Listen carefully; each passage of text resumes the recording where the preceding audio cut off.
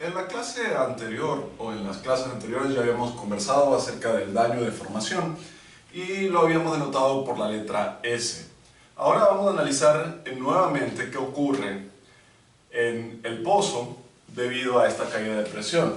Nosotros ya habíamos visto que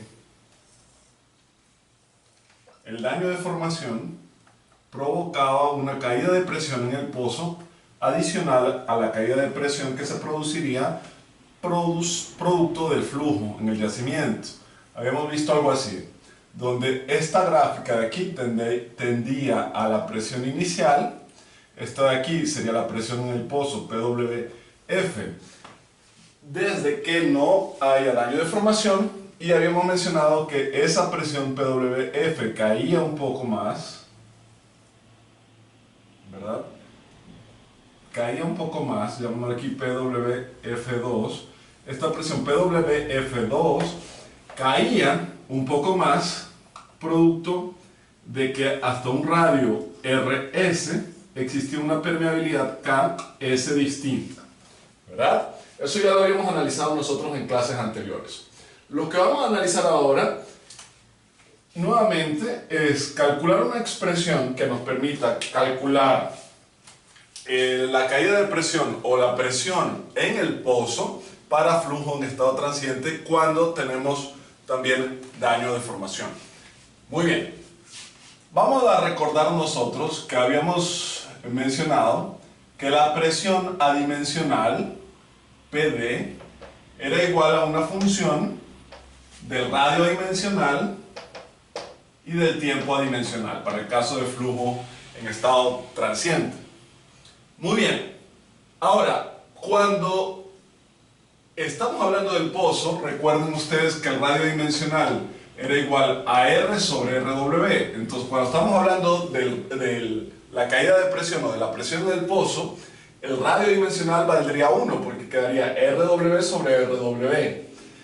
A ese término adimensional lo voy a llamar PWD. W para denotar el pozo. Entonces, ese término PWD ahora va a ser una función de la presión adimensional, ya no en RD sino en 1. En realidad sí sería en RD, solo que R es igual a RW, entonces quedaría 1 para cualquier tiempo TD. ¿Ok? Esta sería la consideración para la presión en el pozo, siempre y cuando no tengamos daño de formación. Cuando tenemos daño de formación, simplemente vamos a añadir ese término S. ¿Ok? Entonces la presión adimensional, cuando tenemos daño, va a ser simplemente a la presión adimensional evaluada en 1, TD más el daño de formación S. ¿Ok? Ahora vamos a recordar qué representaban cada uno de estos términos y encontrar finalmente a qué sería igual la caída de presión, ya no en términos adimensionales, sino en términos dimensionales, es decir, en este caso en PSI. Vamos a ver. La presión adimensional PD era igual a KH sobre 141.2 cubeta mu que multiplica a PI menos P. En este caso voy a calcular no PD sino PWD, la presión adimensional evaluada en el pozo. Entonces sería PI menos PWF, la presión en el pozo. ¿Ok? Ya tenemos PWD. Sabíamos nosotros también que la presión adimensional PD es igual a menos un medio de EI evaluado en RD sobre menos 4 veces TD. ¿Ok? Entonces, la presión PD evaluado en el radio del pozo, aquí quedaría nuevamente 1, porque RD es igual a R sobre RW, que en este caso sería 1. Muy bien, necesitamos saber también a qué era igual, o recordar a qué era igual ese tiempo adimensional TD. Ya habíamos visto que era igual a 0.0002637 KT sobre phi mu C sub T RW al cuadrado. Con esto de aquí nosotros podríamos recuperar mediante esta expresión el valor de la presión cuando tenemos el daño. Vamos a reemplazar estas expresiones de acá. P de 1, TD, PWD es igual a esta expresión, es decir, es igual a KH que multiplica a PI menos PWF sobre 141.2 Q beta mu. ¿Ok? A esto sería igual PWD. PD evaluado en 1, TD es igual a este término de aquí, es decir, es igual a menos 1/2 de EI de RD, ya sabemos que vale 1, menos 4 veces TD en el denominador. Nosotros ya sabemos que este menos 4 multiplicado por 0.0002637, 1 sobre eso daba 948. Entonces nos quedaría aquí menos 948,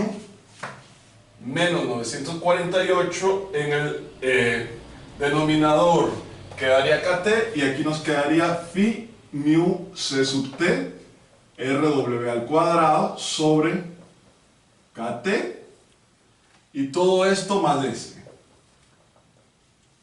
Muy bien. Haciendo esto ya podríamos calcular directamente a qué era igual o a qué sería igual el delta P o a qué sería igual la presión PWF. Sería cuestión simplemente de despejar de esta expresión. Entonces vamos a despejar rápidamente el delta P, es decir, PI menos PWF. Eso sería igual a 141.2 Q beta mu sobre KH que multiplica a menos 1/2 de EI evaluado en menos 948 phi mu c sub t RW al cuadrado sobre KT. Todo esto más S. Muy bien. Para dejar una expresión similar a la que tenemos en el libro, voy a dividir aquí este 141.2 para 2, nos quedaría 70.6, solo que no puedo dividirlo directamente para 2 porque tengo este otro término. Entonces, para poder dividirlo para 2, voy a multiplicar por 2, dividir para 2, saco factor común 1/2 y ese 1/2 lo divido para el 141.2 y me va a quedar más 2S. ¿Ok? Y también voy a sacar factor común menos para que quede la misma expresión que el libro. Entonces tendríamos que PI menos PWF, voy a sacar factor común el menos, entonces nos quedaría menos 70.6 Q beta mu sobre KH que multiplica a EI evaluado en menos 948 phi mu c sub t RW al cuadrado sobre KT. Aquí quedaba multiplicado por 2, como saqué factor común menos, tendría aquí menos 2S. ¿Ok? Muy bien. A partir de esta expresión, aquí tenemos el delta P, podríamos calcular directamente PWF, simplemente despejando de esa expresión, y obtendríamos que PWF, o la presión en el pozo para un flujo en estado transiente, considerando el daño de formación, sería igual a PI más 70.6 Q beta mu sobre KH que multiplica a EI evaluado en menos 948 phi mu c sub t RW al cuadrado sobre KT menos 2S. ¿Ok? Entonces hemos encontrado una expresión que nos permite calcular la presión en el pozo, eso es importante, la presión en el pozo, es decir, la presión para un radio igual a RW, cuando tenemos daño de formación y nos encontramos en flujo en estado transiente. ¿Ok? Otra cosa importante que nosotros tenemos que notar es que como todas las expresiones que hemos obtenido en este curso, tienen algunas limitaciones. Para el caso de la solución de la ecuación de la difusividad para flujo en estado transiente, cuando nosotros consideramos que el yacimiento está actuando como infinito y que la solución es una solución de línea fuente, nosotros vamos a poder aplicar todo lo que hemos visto hasta ahora, siempre y cuando el tiempo se encuentre menor a 948 phi mu c sub t por RE al cuadrado sobre K, y también se encuentre mayor a 3.975 por 10 a la 5 phi mu c sub t por RW al cuadrado sobre K. ¿Ok? Siempre que cumplamos con esta condición, vamos a poder aplicar todas las consideraciones todas las ecuaciones que habíamos visto a lo largo de este curso para el flujo en estado transiente. Voy a tratar que la mayoría de los problemas que proponga en los talleres, en las lecciones, tenga esta condición. Más es importante reconocer que el tiempo, o que esas ecuaciones son válidas para tiempos que se encuentren entre estos dos factores, ¿ok? En la clase les voy a explicar un poco mejor por qué entre esos límites. Ahora vamos a conversar un poco sobre el principio de superposición.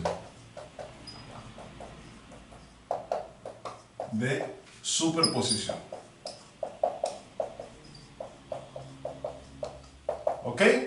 En la clase de hoy vamos a hablar sobre el principio de superposición en el espacio.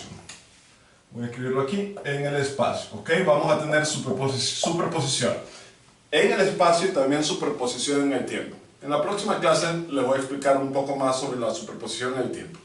Ahora vamos a hablar de la superposición en el espacio. Supongamos que nosotros tenemos aquí un pozo A.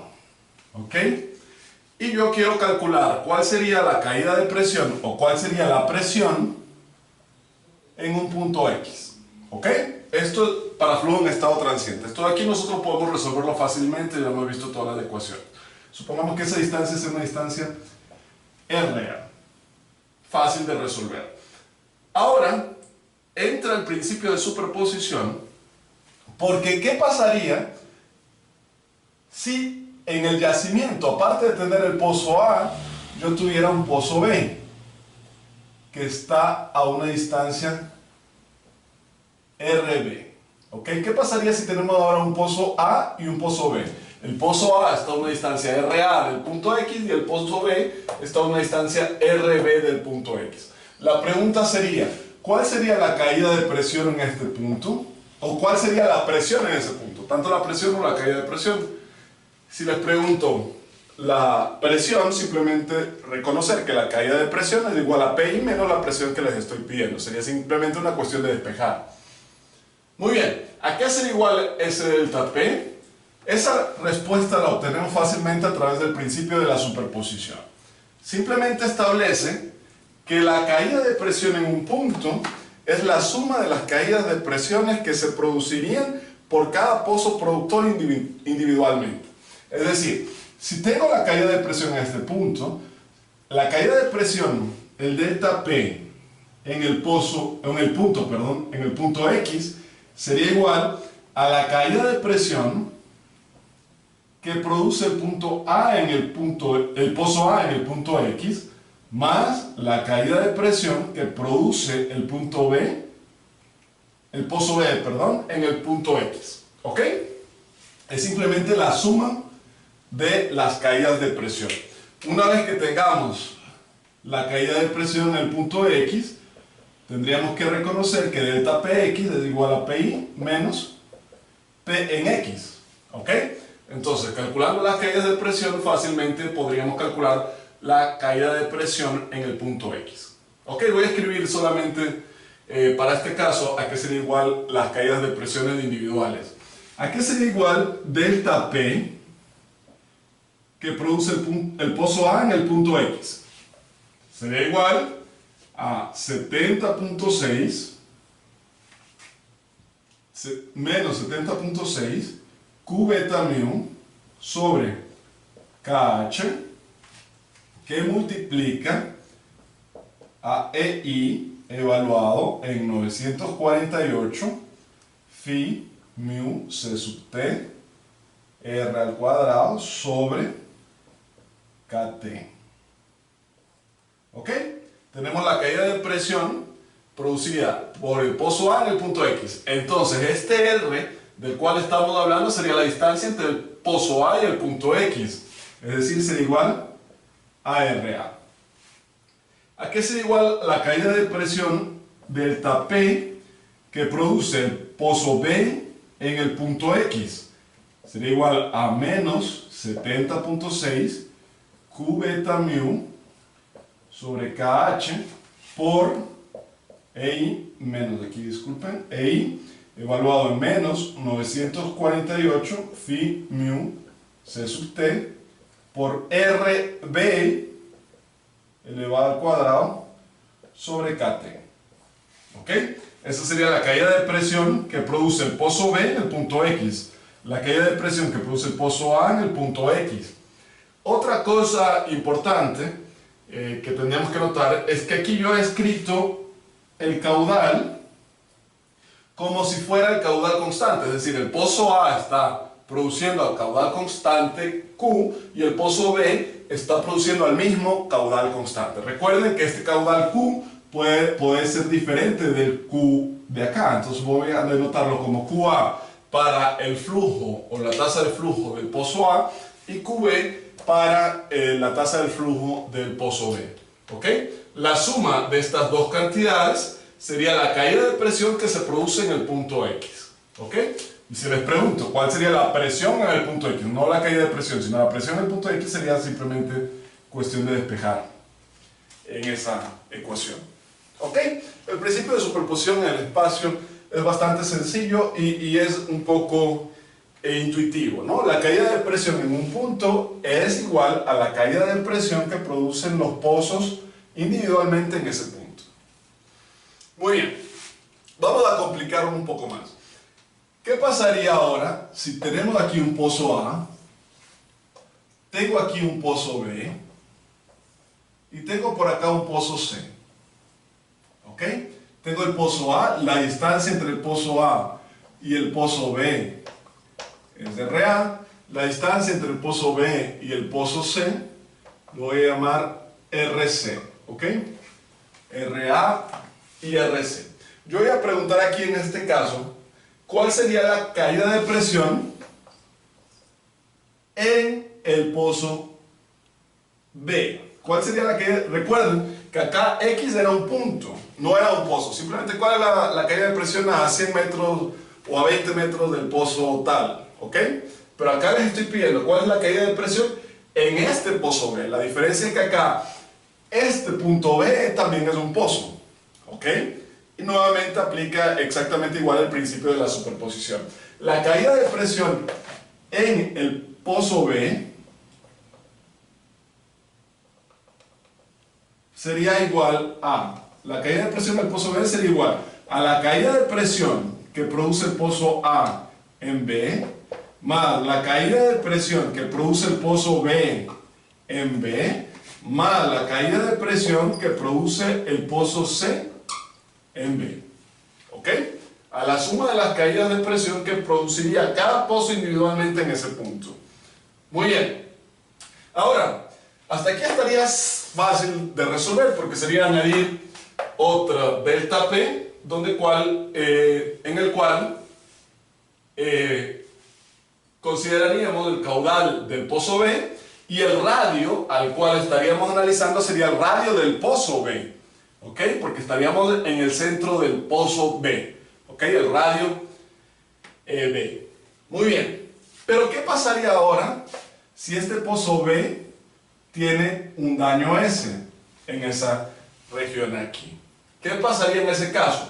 Bueno, en ese caso tendríamos que considerar para este delta P del pozo B en B el daño S. Es decir, que la caída de presión delta P B en B va a ser igual a menos 70.6 Q B beta mu sobre KH que multiplica a EI evaluado en menos 948 phi mu C sub T por RW al cuadrado sobre KT menos 2S. ¿Ok? Menos 2S. ¿Cuál es ese factor S? S de la caída de presión que produce el daño en el pozo B. ¿Ok? Recuerden, imaginen que no están estos dos pozos, que no están ni el pozo A ni el pozo C. Si yo les pregunto, ¿a qué sería igual la caída de presión en el pozo B en el pozo B, ¿sí? Sería simplemente igual a lo que habíamos visto en el inicio del video. Vamos a calcular la caída de presión en el pozo, entonces tenemos que considerar el daño de formación si es que existiera. ¿Ok? Entonces calculamos la caída de presión en el pozo. Ahora quiero calcular la caída de presión que produce este pozo en el pozo B. Bueno, este pozo va a producir una caída de presión, que ya sabemos cómo calcularla. Sería igual simplemente a 70.6 Q del pozo A, beta, mu, KH por EI, evaluado en menos 948, phi mu C sub T, por la distancia RA al cuadrado sobre KT. ¿Ok? Desen cuenta que aquí no interviene el daño, porque el daño de formación está provocando una caída de presión que ya hemos calculado en este caso en el delta PBB, que es este término menos 2 SB. ¿Ok? Ahora, la superposición en el espacio también nos permite resolver unos problemas prácticos que pudieran ocurrir también en la ingeniería de reservorios. Por ejemplo, supongamos que tenemos aquí un pozo A. Tengo aquí un pozo A. ¿Ok? Y que a una distancia R del pozo, tenemos nosotros una falla.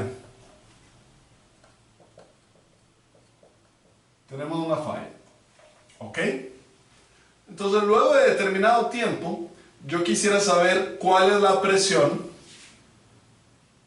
en un punto cualquiera. Yo quiero saber cuál es la presión aquí, aquí o acá. Por ejemplo, yo quiero saber cuál es esa presión. Entonces, ¿qué tendríamos que hacer para simular el efecto de la falla? Entonces, vamos a aplicar un principio que se llama el principio del pozo-imagen. ¿Ok? Del pozo-imagen. ¿Qué establece? Que si nosotros tenemos un pozo cercano a una falla, calculamos la distancia perpendicular a la falla, ¿ok?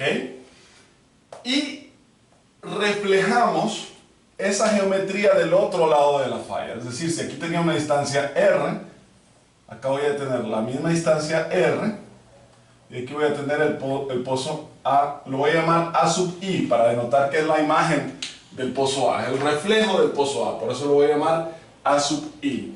Y luego, para calcular la presión, por ejemplo, a una distancia, lo voy a llamar a este punto X, a una distancia Rx, aplico el principio de superposición ya sin considerar la falla, porque la imagen de este pozo A sub I va a provocar la caída de presión como si fuera la falla. Es decir, tendría que calcular la caída de presión que produce el pozo A sobre el punto X, más la caída de presión que produce la imagen del pozo A sobre el punto X. Lo voy a llamar RXI o RX imagen. Desen cuenta que se formaría básicamente un problema geométrico. ¿Ok? Y les voy a explicar brevemente por qué es el principio del pozo imagen. Supongamos que tenemos aquí una falla y yo tengo aquí un pozo A. Acá tengo un pozo B. No, acá tengo el pozo A imagen. Luego de cierto tiempo, si nosotros graficamos el transiente, obtendríamos algo así, ¿cierto? Y luego de ese tiempo, aquí chocaría ese transiente con esta falla, que generaría un efecto de rebote, ¿cierto? Ahora, ese efecto de rebote podría ser simulado de la siguiente forma. Desen cuenta, imaginemos que tengo acá un pozo A sub I que ha iniciado a producir al mismo tiempo que el pozo A, es decir, el transiente estaría haciendo exactamente lo mismo. Entonces, si borro la falla, este efecto de aquí, que está en líneas punteadas, pudo haber sido tranquilamente producido por la producción del pozo imaginario A sub I. ¿Okay? Ese es el principio básico de los pozos de imagen. Y lo único que nos va a permitir es calcular la caída de presión en un punto cuando tenemos una falla cercana a un pozo A. Desen cuenta que en este caso es fácil porque solamente tenemos una falla y solamente tenemos un pozo. Vamos a ver qué pasaría ahora si tengo más de una falla. Supongamos que tengamos dos fallas, ¿ok?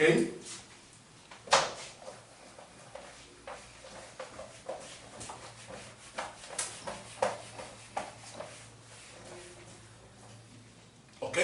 Vamos a imaginar ahora el principio del pozo imagen. Si es que yo tuviera aquí un pozo, lo voy a llamar el pozo A. Mejor con rojo.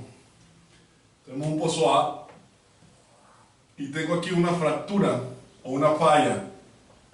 Lo voy a llamar F1 y aquí una falla que voy a llamar F2. ¿Ok? ¿Qué pasaría ahora si yo quiero calcular cuál sería la caída de presión aquí o acá o en un punto por acá? Bueno, podríamos decir, pues simplemente aplico el principio del pozo imagen.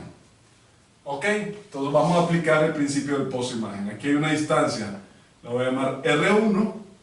A esa misma distancia, R1, coloco un pozo imagen A imagen. Muy bien. Pero, como tengo otra falla aquí, lo correcto sería decir, bueno, aplicar el mismo principio. Ahora tengo aquí R2. A esa misma distancia R2 coloco otro pozo imagen. Lo voy a llamar A imagen 2. Porque la distancia R1 y R2 no necesariamente es la misma. Pero ahora desen cuenta de algo. Este pozo A imagen, ¿es realmente la imagen del pozo A? Yo diría que no, porque si fuera la imagen del pozo A, desen cuenta que este pozo A tiene dos imágenes. Y este pozo ahí no tiene el efecto que tiene este pozo A, por lo tanto no sería realmente la imagen del pozo A. Entonces lo correcto sería extender esta falla y a la distancia, que sería la misma aquí, R2, colocar un pozo A sub I, y lo voy a llamar A sub I3, el pozo imaginario 3, un tercer pozo imaginario. De esta forma, ahora sí el pozo AI es imagen del pozo A, porque el pozo AI también tiene el efecto de un tercer pozo. Desen cuenta, el pozo A tiene este efecto, el pozo AI tiene este efecto, este pozo AI2 sí es el reflejo del pozo A, porque el pozo A tiene una imagen y el pozo AI2 también tiene su imagen, ¿ok? Luego de haber hecho eso, si les pregunto cuál es la caída de presión en este punto X, pues bueno, la caída de presión en el punto X sería igual a aplicando el principio de la superposición, a la caída de presión que produce el pozo A, más la caída de presión que produce la primera imagen del pozo A, más la caída de presión que produce la siguiente imagen del pozo A, y más la caída de presión que produce la última imagen del pozo A. Y ahí simplemente ya no consideramos las fallas. Hemos simulado el efecto de las fallas a través del concepto del pozo imagen. ¿Ok? Hasta aquí vamos a llegar en la clase de hoy. En la próxima clase vamos a estudiar acerca del principio de superposición en el tiempo. Si tienen alguna duda, nos vemos el día viernes para resolverla.